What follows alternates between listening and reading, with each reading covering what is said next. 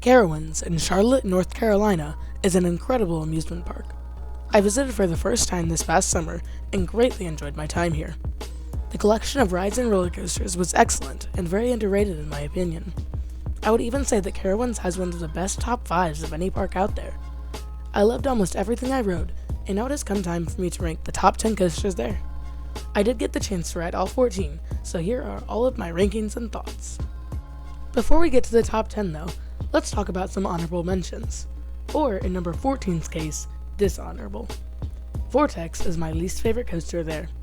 It is a B&M stand-up, and I understand that it was one of the company's first coasters, but this ride is garbage.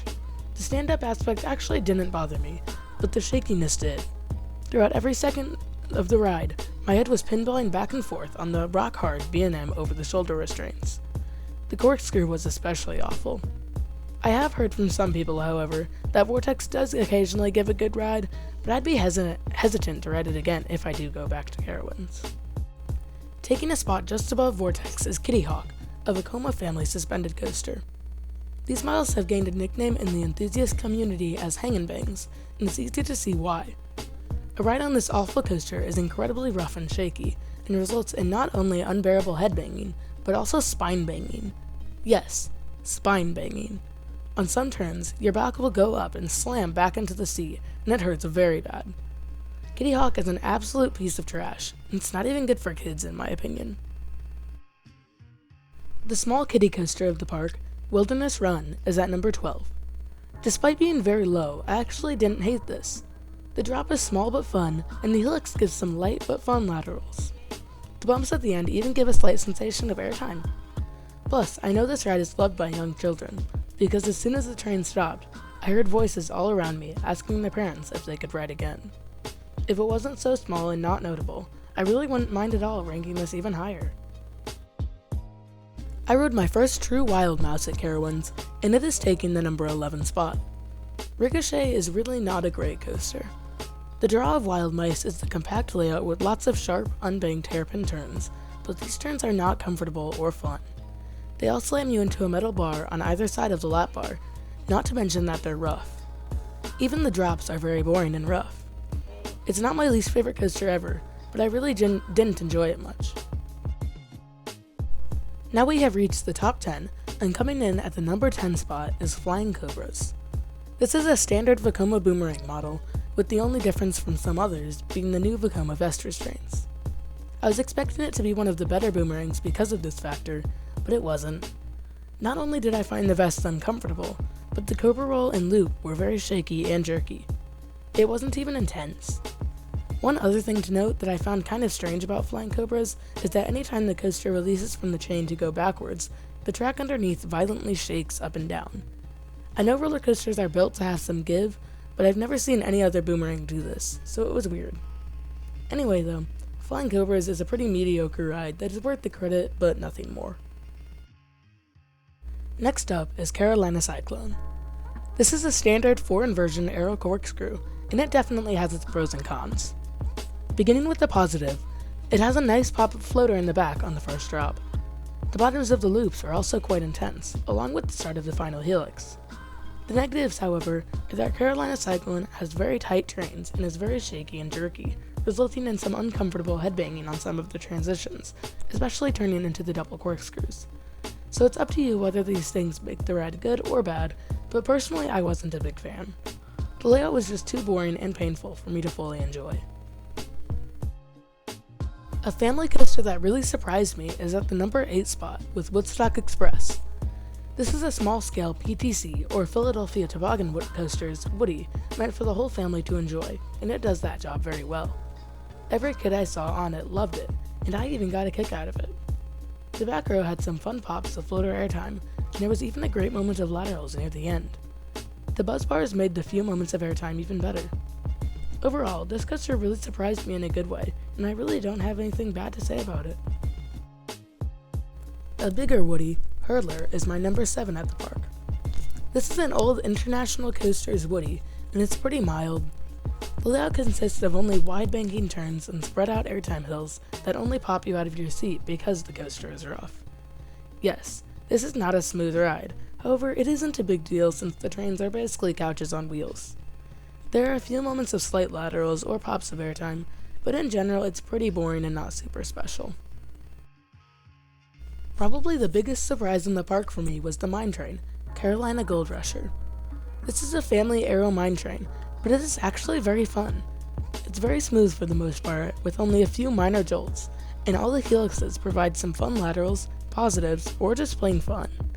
It even has a really good surprise ending with a drop into a tunnel. Despite being a very family-oriented coaster, I definitely got a kick out of this, and I would absolutely ride it again if I do go back to Carowinds. Now we have made it to what I consider to be the park's world-class top 5, and this is where it gets a little bit more controversial as well. At number 5, I have placed Intimidator, the park's B&M hypercoaster. I got 2 rides on this 232-foot tall red monster, and while I did like it, it was a little bit disappointing. First of all, the park was assigning rows, meaning that I was not able to get the front or back row like I was hoping. Instead, I got rows 4 and 12, which is fine but not ideal. The first drop was great, but not as good as the other 2 B&M hypers that I have ridden, and from there on out, the layout had a lot of trims and a weak floater.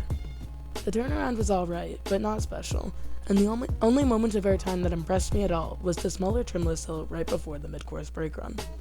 After that mid-course, the ride might as well have been over. There is an extremely slow and boring helix before pulling up into the brakes. So yeah, I did like Intimidator, but I just felt like it could have used more.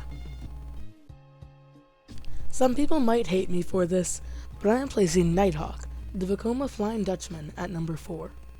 This coaster generally gets mixed reviews, the majority negative, but I actually really liked my one ride. Despite having terrible operations and extremely long lines, my low expectations for this coaster were greatly exceeded. It was extremely intense throughout a lot of it, and it even had a strange airtime sensation on some of the transitions. The only part about Nighthawk that I didn't like was the corkscrews, but I can overlook that to see that this is still a great coaster. In fact, so great that I prefer this to both of the Superman Ultimate Flight clones that I have ridden. This is generally considered to be the worst Flying Dutchman, so I can't wait to ride Batman and Firehawk. Oh, right. Rest in peace, Firehawk and Vortex. Number 3 is Afterburn. This is a B&M invert generally considered to be one of the best of its kind. However, I actually wasn't impressed with it as some others are. I found it to be intense, but not as much so as some say. The Batwing, while good, was not as intense as a lot of people say, and the only really whippy inversion was the corkscrew. Still though, I did love it. It had a great drop and an awesome overall layout, especially the first half. Afterburn, even though disappointing, is still an amazing ride that you absolutely cannot pass up on the next time you are at Carowinds. The newest roller coaster at Carowinds is my second favorite there.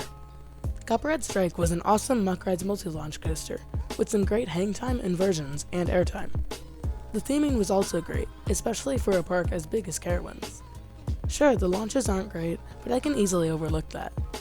My favorite moments on Copperhead Strike include the first time airtime hill, JoJo roll, first loop, and final moment of airtime. All of these elements, plus a plethora of others, work in perfect harmony together to create an amazing roller coaster that fits the park's lineup perfectly. Finally, we have reached my favorite roller coaster at Carowinds, but also overall. And what else could it be but the one, the only, Fury 325. Fury 325 is a B&M Giga coaster, and it is incredible. The drop is amazing, the turns are fun, the airtime is surprisingly strong, and overall everything this coaster has to offer is absolutely incredible.